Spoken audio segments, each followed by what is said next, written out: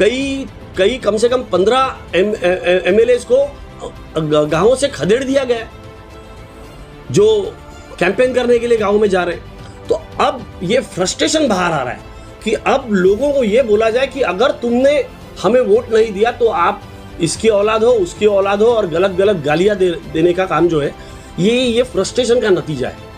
यही फ्रस्ट्रेशन उन्होंने इस बयान के माध्यम से दिया है। इससे और उनका जो स्थिति है वो खराब हो। तो एक वीडियो काफी वायरल हो रहा है सर। राघवेंद्र प्रताप सिंह इस बीजेपी नेता का नाम है। ये वीडियो में कहते दिखते हैं कि जो भी हिंदू मुझे वोट नहीं देगा, बीजेपी वोट नहीं देगा, वो अपने बाप की नाजायज औलाद है। और भी कई गालियां इसने दी। इन पे अब तक 2 FIR दर्ज हुई है पिछले 10 दिनों में ऐसे भड़काऊ भाषण देने के लिए।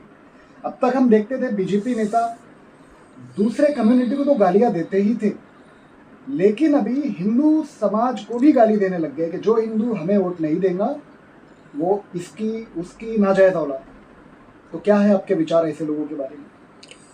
देखिए, करीबन 20 दिन मैं यूपी में रह के आया था और आया हूँ अभी, और वहाँ मुझे कोऑर्डिनेटर AICC ने भेजा था ऑब्जर्वर करके। तो वहाँ मैंने जो हालात देखा, उससे मैं ये जो आपने पूछा उसका बहुत अच्छे से सटीक उत्तर दे सकता हूँ। ये इनकी बौखलाहट है, जो आज पहले जो हिंदू वोटों का ये ध्रुवीकरण कर पा रहे थे, अभी ये 4 चरण के चुनाव मतदान हो चुका है, और उन 4 चरणों में ये दिखाई दे रहा है साफ साफ बीजेपी को कि हमें बहुत नुकसान हो रहा है। हर चरण में जो मतदान हुआ उसमें बीजेपी बहुत बुरी तरह से पिछड़ते जा रही है, और उनको दिख रहा है कि हम सत्ता से बाहर हो रहे हैं। तो ये बौखलाहट सामने आ रही है। ये जो पहले हिंदू मुसलमान किया करते थे, हिंदुस्तान पाकिस्तान किया करते थे, 2 धर्मों को लड़ाने की कोशिश किया करते थे, ये पूरा फेल हो गया है। अब लोग यूपी के जो लोग हैं वो जागरूक हो गए। उन्होंने देखा है कि 2014 में नरेंद्र मोदी ने और 2017 में पावर में आने के बाद में योगी ने किस तरीके की वादे किए थे, और वो वादे उस समय से अब तक एक वादा पूरा नहीं हो रहा है। जहाँ तक 370 की बात है और राम मंदिर की बात है, आप जानते हैं कि 370 से कश्मीर में कोई हालात नहीं बदले। वहाँ के युवाओं को कोई नौकरियाँ नहीं मिली, ना वहाँ पे कोई जीवन का स्तर बढ़ा। बड़ी बड़ी बातें करते थे कि हम जाके वहाँ पे प्रॉपर्टी खरीद लेंगे। मैं पूछना चाहता हूँ कितने लोगों ने प्लॉट लिया। बातें करते थे कि वहाँ की मुस्लिम लड़कियों से हम शादी कर लेंगे। मैं पूछना चाहता हूँ कि कितनी मुस्लिम लड़कियों ने बिहार रचाया यहाँ ये इन जैसे लड़कों से। तो ये सब फेल है। मंदिर की बात होती थी, राम मंदिर की, कि राम मंदिर हमने बनाया। राम मंदिर सुप्रीम कोर्ट के आदेश से बना, ट्रस्ट उसमें एक बनाई गई। वो ट्रस्ट में किस तरीके का करप्शन चल रहा है आपको मालूम है। किस तरीके से एक प्रॉपर्टी खरीद के दूसरी उसी दिन वो प्रॉपर्टी कई गुना दामों में ट्रस्ट को बेची जा रही है। किस तरीके से भाजपा के पदाधिकारी उसमें करोड़ों करोड़ रुपए की काली कमाई कर रहे हैं। तो राम मंदिर के नाम पे, भगवान के नाम पे, हमारे राम भगवान के नाम पे लोगों के आस्था से किस तरीके से खिलवाड़ किया गया, ये लोगों ने वहाँ देखा। किस तरीके से राम का नाम लेके ये भाजपा अपनी जेबें भर रही है। ट्रस्ट के लोग उसमें इन्वॉल्व है, वहाँ का मेयर उसमें इन्वॉल्व है, वहाँ के बड़े पदाधिकारी उसमें इन्वॉल्व है। तो ये लोगों को खुलासा हो गया, और अब लोग इस झांसे में नहीं आ रहे। मैं वहाँ पे जब था तो मैंने ये देखा कि वहाँ के जो गांव हैं, वो गांवों में हिंदू मुसलमान के बीच में बहुत अच्छा सलोखा है, बहुत अच्छा उनका रिलेशन है, कई सालों से, कई पीढ़ियों से है। वो आपस में इनके चक्कर में झगड़ने नहीं वाले। उन्होंने देख लिया कि ये सब अपने को सिर्फ ध्रुवीकरण करके ये वोट लेंगे, वापस सत्ता में आएंगे और हमारा कोई भी काम नहीं करेंगे। अगर इन्होंने काम किया होता तो आज ये काम के नाम पे वोट मांगे होते। आज वो साइकिल आतंकवाद में कैसे यूज़ हुई, ऐसा बेतुका बयान जो है वो हमारे प्रधानमंत्री नहीं दिए होते। आज जिस तरीके से जो अभी आप भाषण सुन लीजिए इनके, एक तरीके से सिर्फ ये आतंकवाद, हिंदू मुसलमान यही कर रहे हैं। कोई अपने परफॉर्मेंस पे वोट मांग रहा है क्या भाजपा वाला?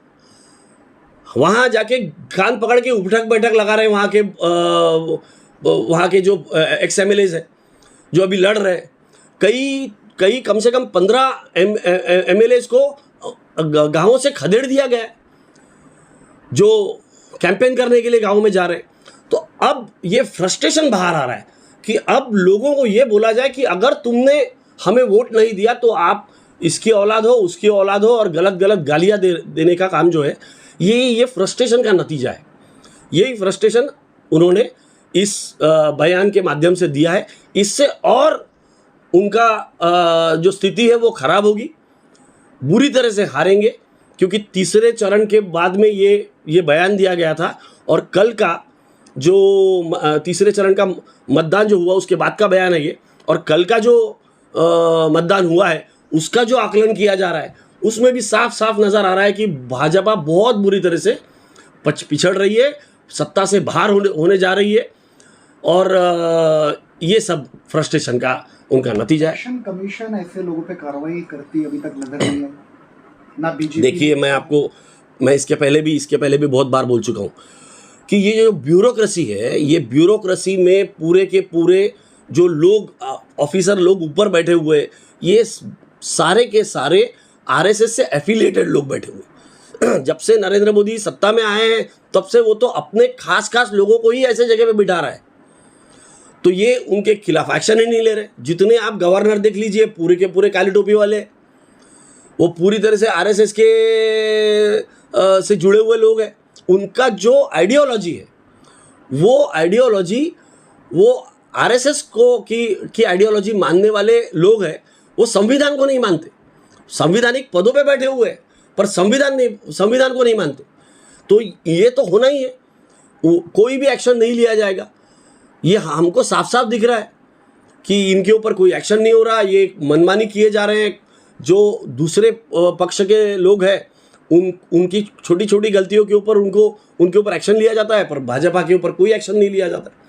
आज इस तरीके का वक्तव्य देने के बाद में उस व्यक्ति का कैंडिडेचर रद्द होना चाहिए, ये मैं मांग करता हूँ इलेक्शन कमीशन से। पर इलेक्शन कमीशन पूरी तरह से बायस्ड है, पूरी तरह से बायस्ड। इलेक्शन कमीशन ही नहीं, पूरे के पूरे ब्यूरोक्रेसी में ये रोग फैल गया है।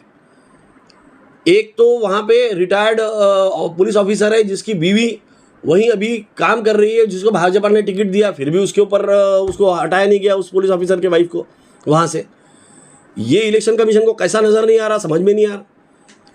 तो आप ये समझ लीजिए कि जब तक ये ब्यूरोक्रेसी में ऐसे टाइप के लोग रहेंगे, ये होना ही है। हमें ये हर जगह नज़र आ रहा है, इवन जुडिशरी में नज़र आ रहा है। ये पिछले आप अगर जजमेंट्स एग्जामिन करेंगे तो आपको ये साफ साफ नज़र आएगा।